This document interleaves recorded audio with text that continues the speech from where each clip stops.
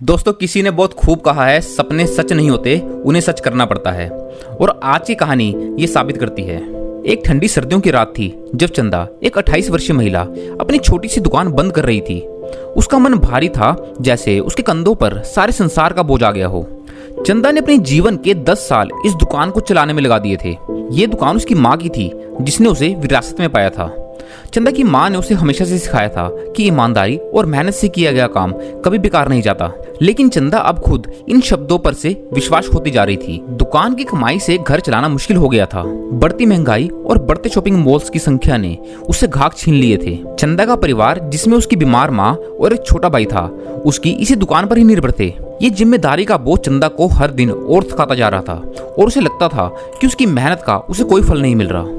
चंदा हर दिन अपनी दुकान पर ग्राहकों का इंतजार करती, लेकिन ग्राहक बहुत कम आते और कभी कभी तो पूरा दिन बिना किसी बिक्री के निकल जाता।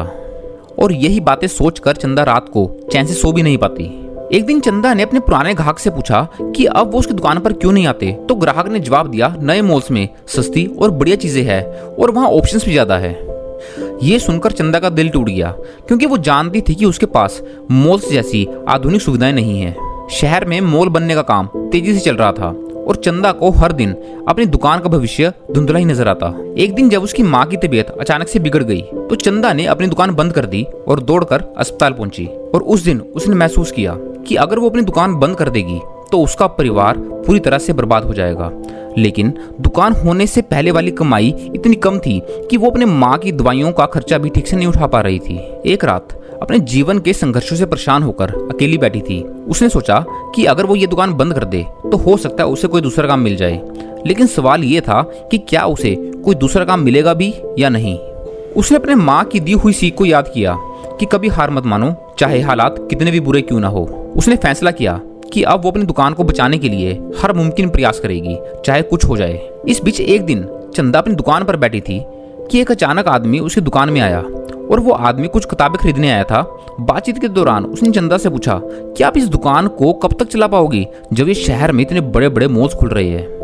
चंदा ने उसे उदासी से जवाब दिया, मुझे नहीं पता, पर शायद बहुत समय तक नहीं। उस आदमी ने मुस्कुराते हुए कहा, अगर आप चाहे तो मैं आपको एक रास्ता बता सकता हूँ जिससे आप अपनी दुकान को बचा सकती है। चंदा ने उसकी बात को संजीदगी से लिया और उस अनजान आदमी से मिलकर अपने मन की सारी बातें साझा की। उसने सुझाव दिया कि चंदा अपनी दुकान में न सिर्फ किताबें बल्कि शहर के पुराने और दुर्लभ साहित्य को भी बेचना शुरू करे। उसने चंदा को पुराने दस्तावेज और किताबें दी जो कई सालों से उसके पास सुरक्षित थी और जो समय के साथ साथ बहुत कीमती बन चुकी थी। चंदा ने उसके सुझाव को गंभीरता से लिया और धीरे धीरे अपनी दुकान को एक साहित्य खजाने में बदल दिया। उसने उन दुर्लभ किताबों और दस्तावेजों को शहर में बेचना शुरू किया और उसके साथ साथ उसकी कहानी भी ग्राहकों को बताने लगी, जिसके लिए उसने कई रातें जगकर उन किताबों और दस्तावेजों की जानकारी इकट्ठा की थी, ताकि वो अपने ग्राहकों को उसकी सही कीमत और महत्व को समझा सके। लोगों का ध्यान इस पर जाने लगा और धीरे धीरे उसकी दुकान एक साहित्य प्रेमियों की जगह बन गई। चंदा के जीवन में एक नया मोड़ आया। मॉल का निर्माण पूरा हो गया, लेकिन शहर के कुछ लोग चंदा की दुकान में आने लगे, क्योंकि वहां उन्हें वो मिलता था जो कहीं और नहीं मिलता था। समय की गहराई में खोई हुई कहानियां और पुराने समों की महक। चंदा ने मेहनत और जुनून से अपनी दुकान को न सिर्फ बचाया बल्कि उसे एक नई पहचान भी दी। अब उसकी दुकान शहर की पहचान भी बन गई थी और चंदा ने साबित कर दिया कि जब आप अपनी राह खुद बनाते हैं तो सफलता आपके कदम खुद चूमती है। और इसलिए सपने सच नहीं होते, उन्हें सच करना पड़ता है। बस इतनी सी थी ये कहानी। मिलते हैं अगली कहानी के साथ। धन्यवाद।